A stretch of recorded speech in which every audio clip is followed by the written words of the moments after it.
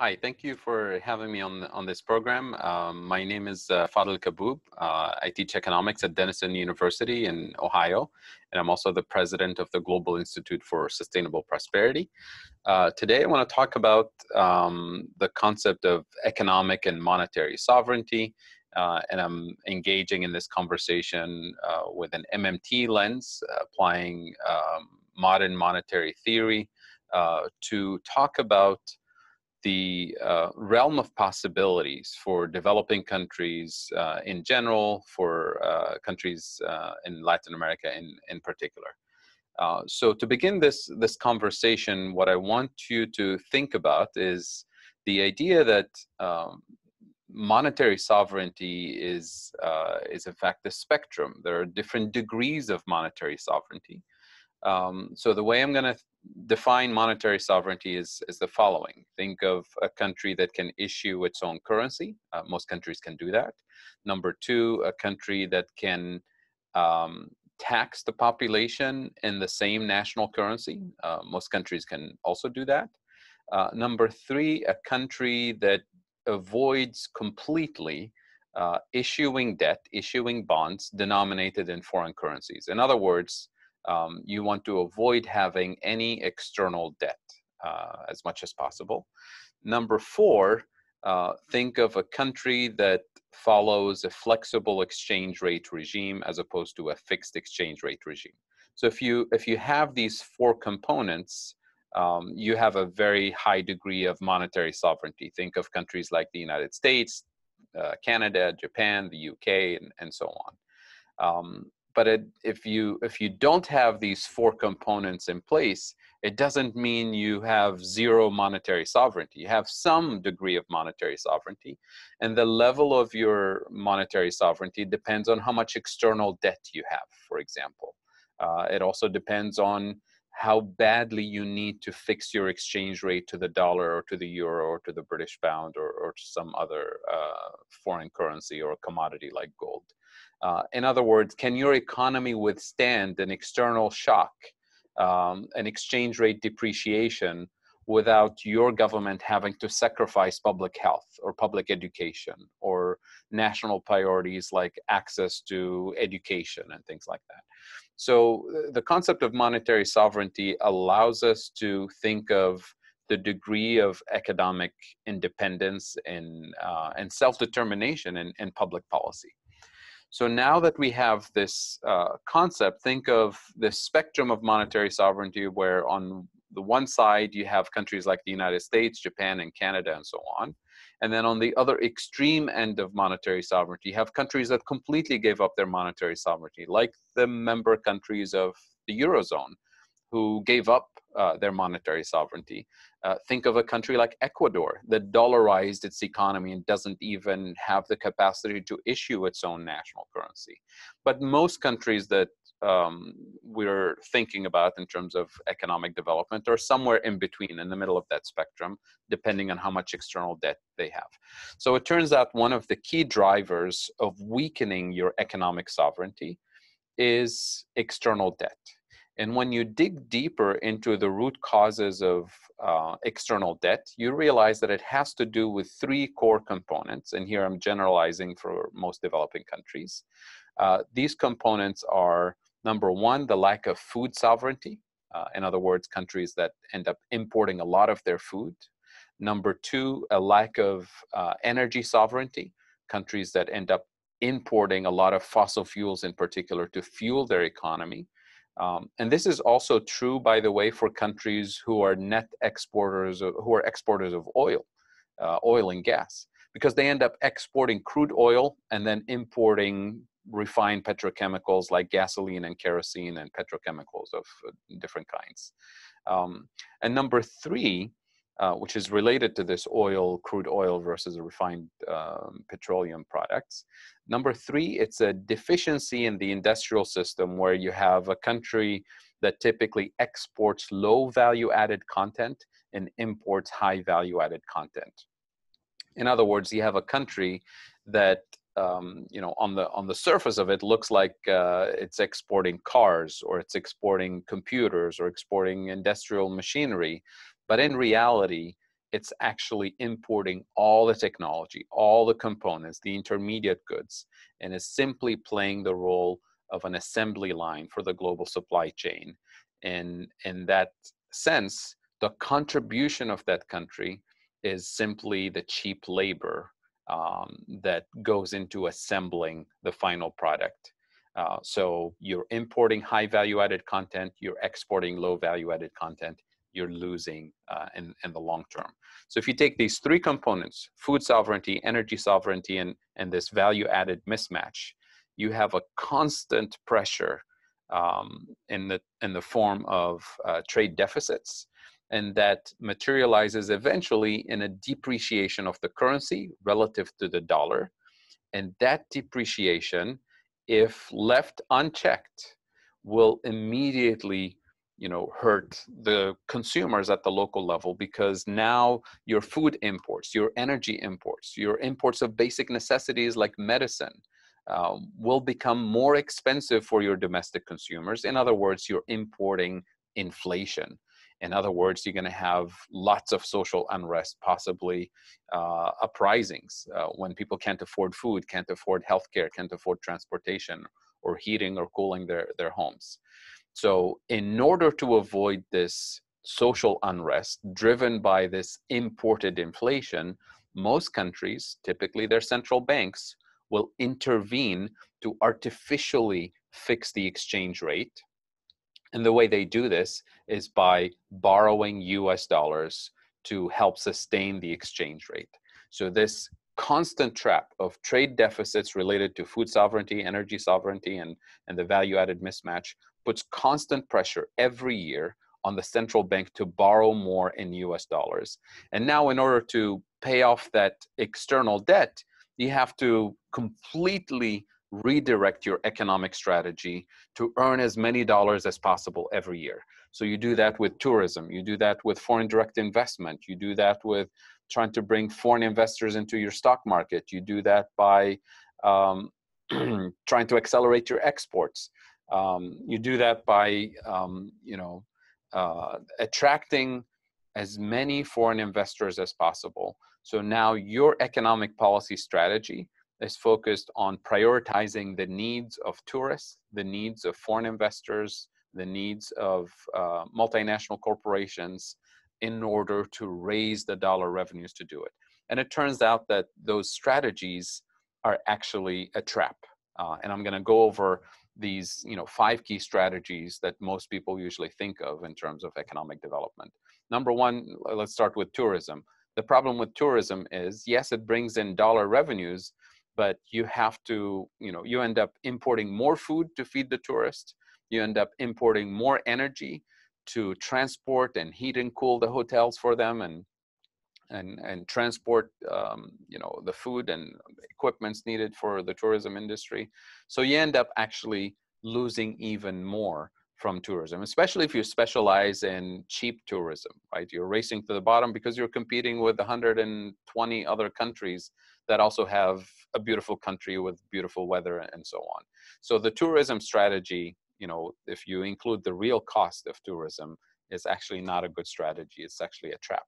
Number two, foreign direct investment. You end up, racing to the bottom, lowering your standards for health and environment and labor standards to attract multinational corporations who are coming in essentially to take advantage of the assembly line status that you've established in your industrial system. So you end up importing all the components, producing whatever they produce with low value added content, and then the profits from the industries will be repatriated anyway.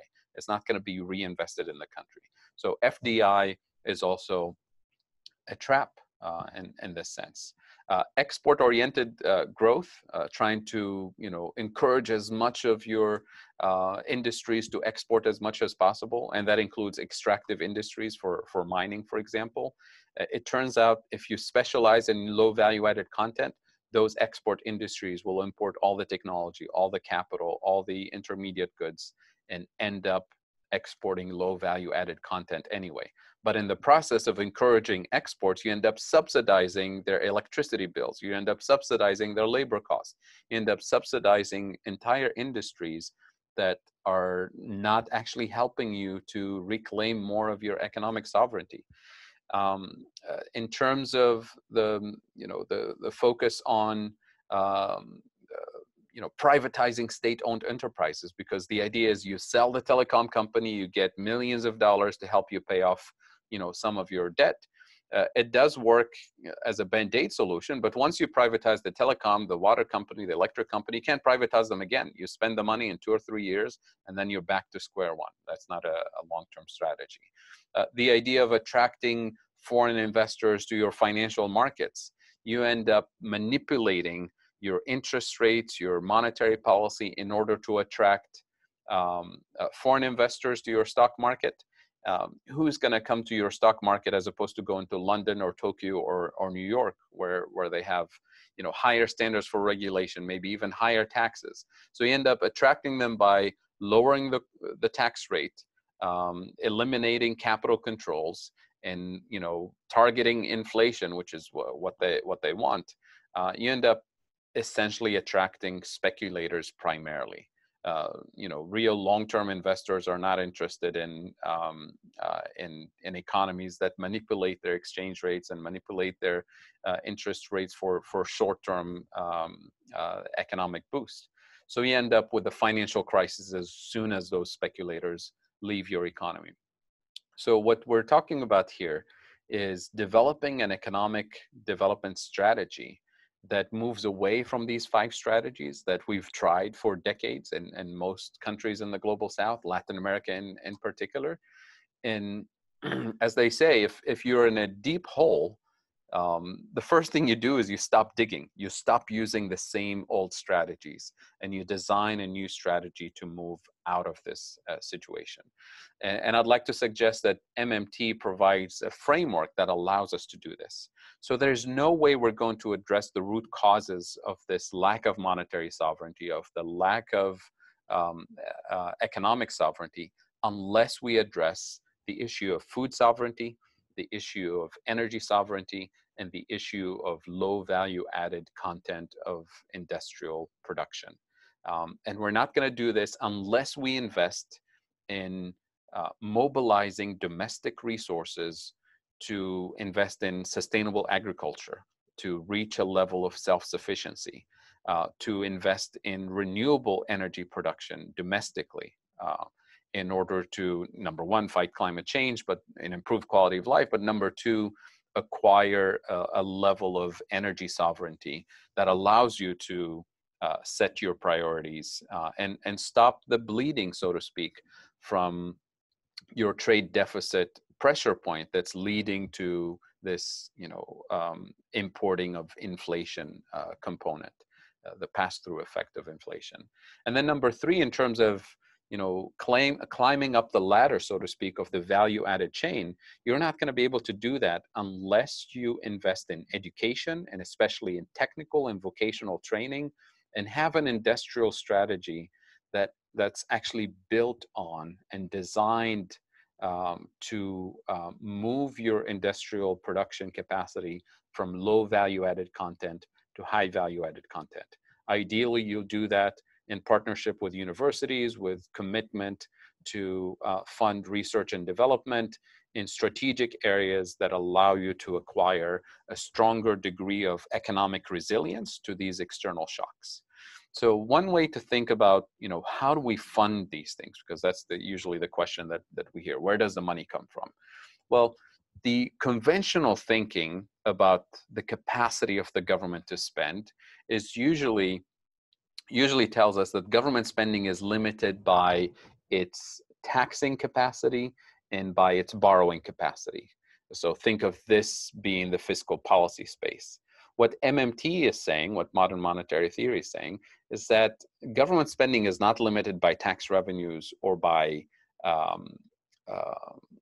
borrowing capacity. In fact, the fiscal policy space is much larger than that, but it's not unlimited. There's a limit to it.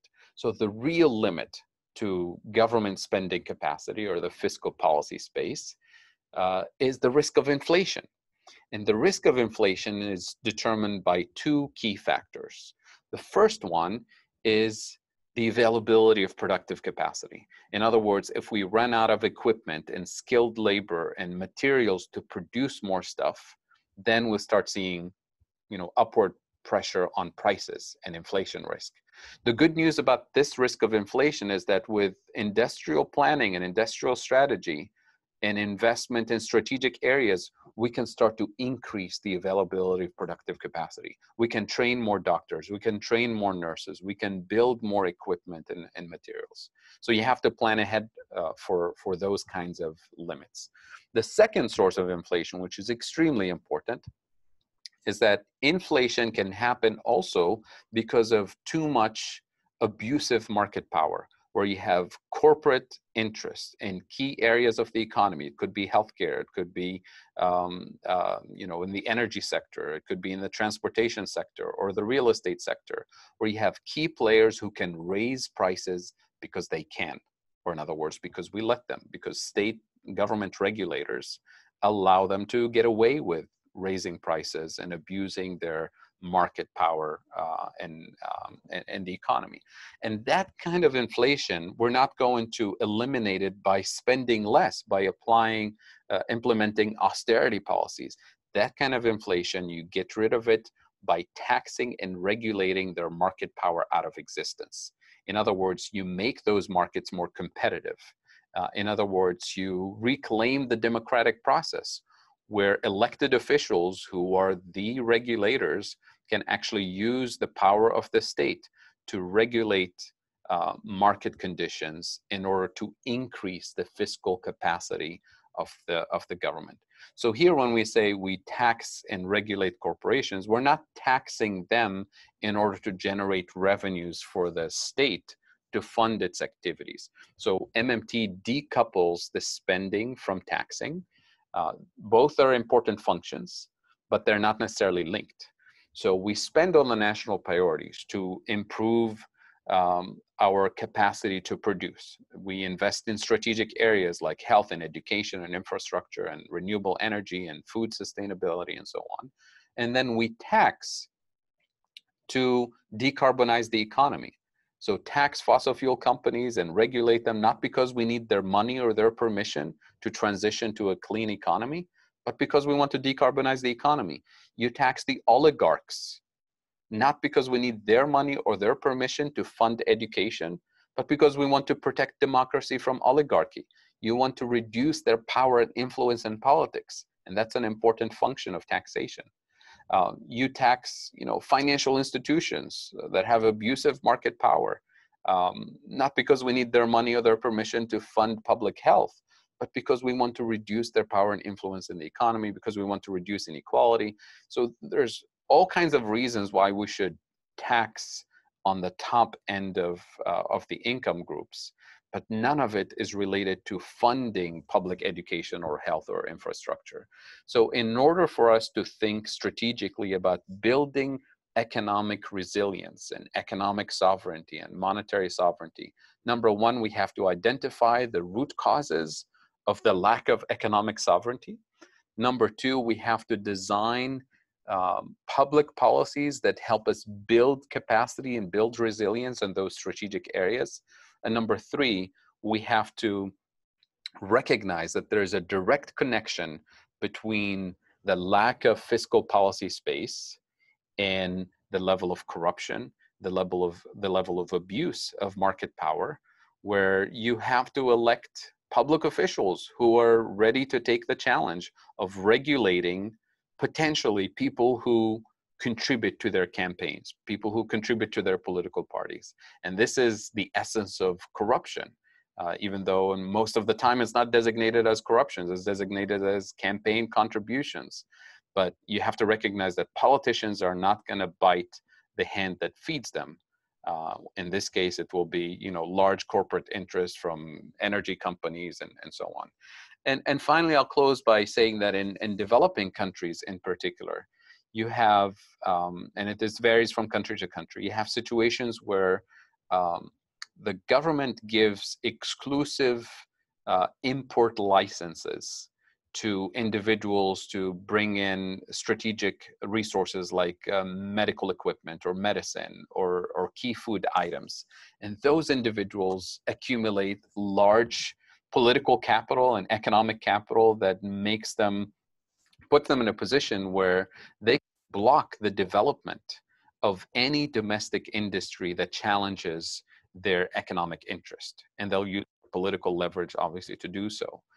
So again, if we aspire to live in a democratic society, then we have to have a political system that's willing to tame down the economic interest and political interest of state-created monopolies, essentially through the licensing system. Number two, you have also exporters who have exclusive privileges in developing countries, because the last 30 or 40 years where we have this obsession with exports and encouraging exports, exporters also developed a huge economic and political weight in most developing countries, where they're giving exclusive privileges for having offshore bank accounts and foreign currency bank accounts, because they're bringing the export revenues, they're bringing US dollars to the economy. So that's also another extractive industry, you can think of it this way, that needs to be tamed, because they will also block the development of domestic production systems that help the country develop, acquire larger productive capacity for internal economic development. So you have these existing realities that have to be challenged. So MMT essentially provides this analytical lens that allows us to identify the weaknesses, develop new strategies, not repeating the same strategies, and highlights the real political obstacles that we face. Because it's one thing to say that there's corruption in the system, kind of in the vague kind of label of corruption. It's another thing to say there's corruption and kind of the small petty corruption type of thing. All of these are important, but these are structural economic and political foundations that are fundamentally corrupt and need to be undone. So with that, I'm happy to answer any questions in the Q&A session. And thanks again to my colleague for providing the translation.